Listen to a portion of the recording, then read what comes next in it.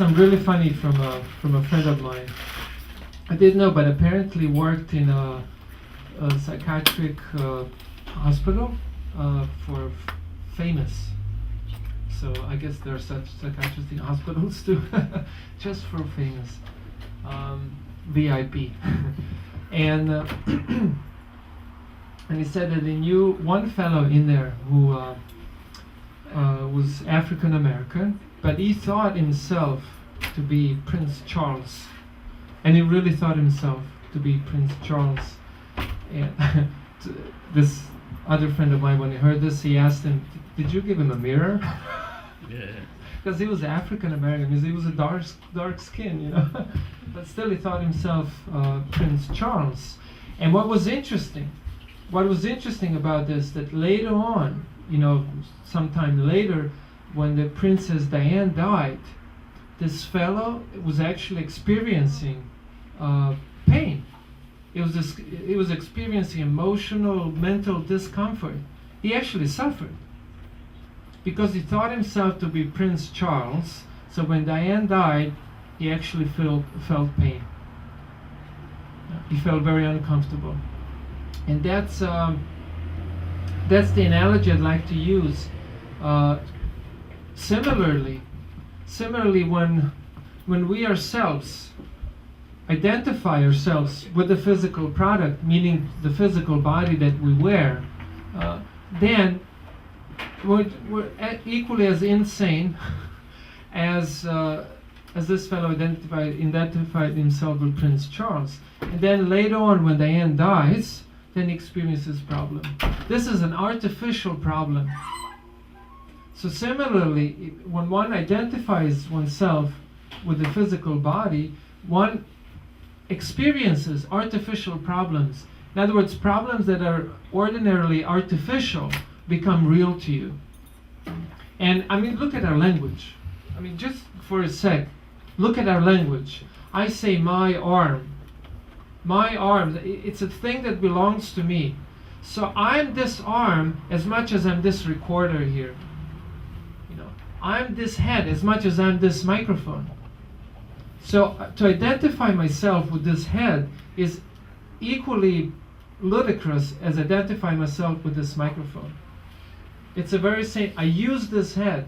I use the arm to pick up things, to move things around. And similarly, I use head for different things.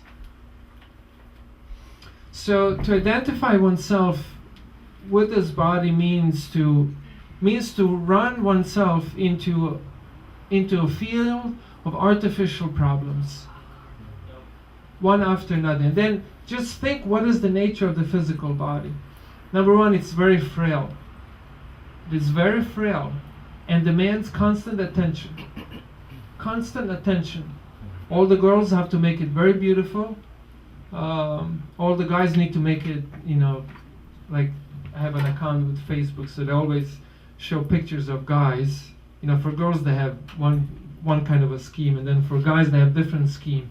You know, they show the stomach of a guy, you know, with all the 6 packs, you know. Got my 6 packs in 2 weeks, you know. And I'm like, I never thought, in my life, I never thought of some dumb belly, you know.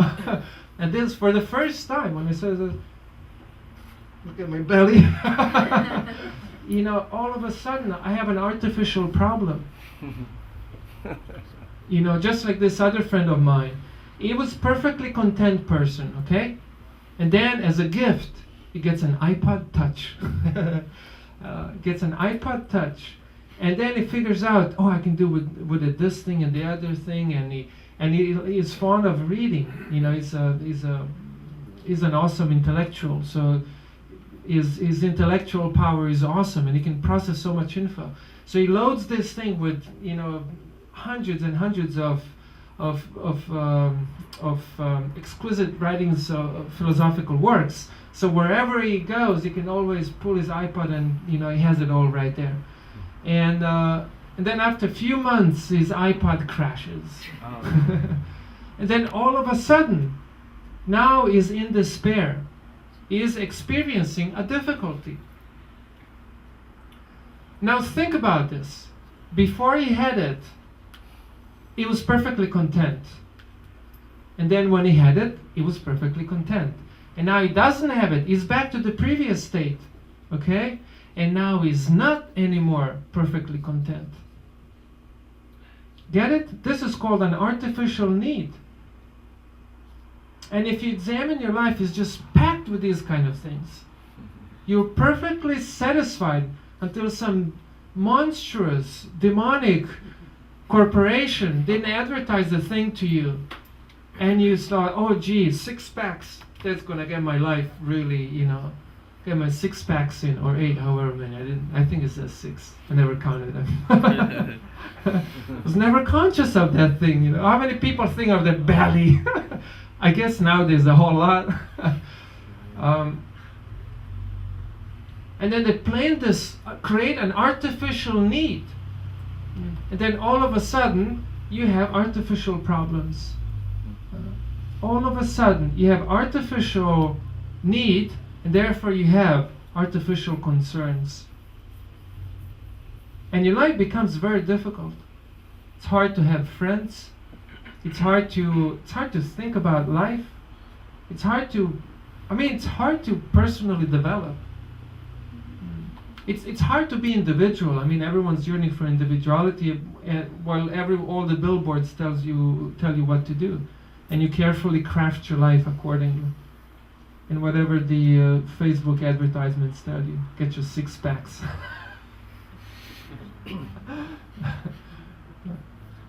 Or latest makeup, or whatever.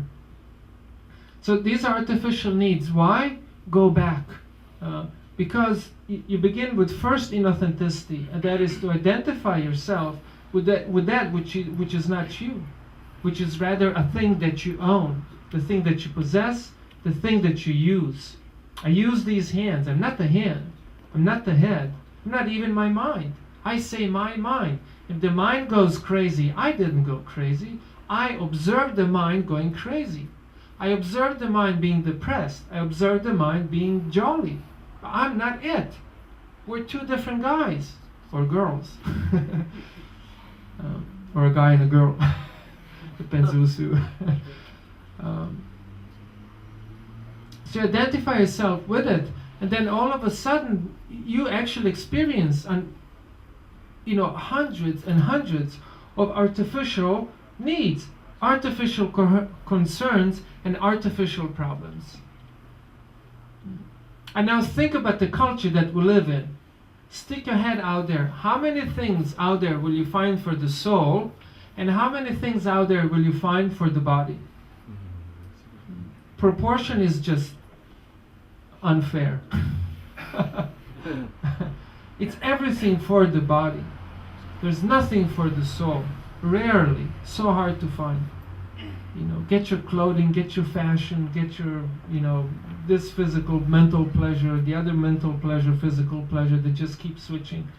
What about the soul pleasure? What about personal spiritual development?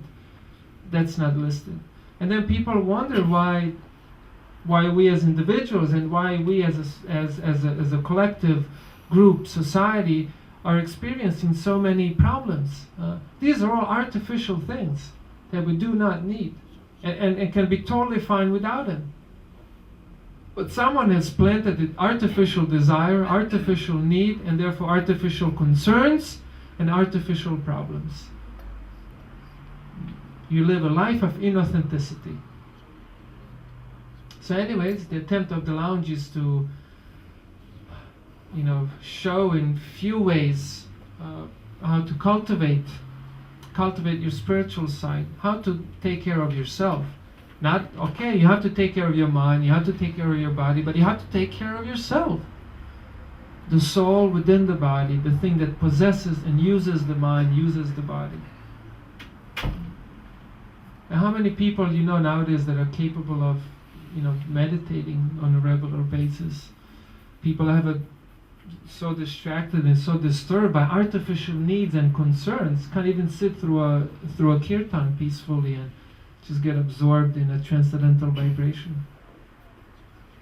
Let alone individual meditation where you sit and just disconnect and connect elsewhere. Because that's the That's the yoga program. Okay. I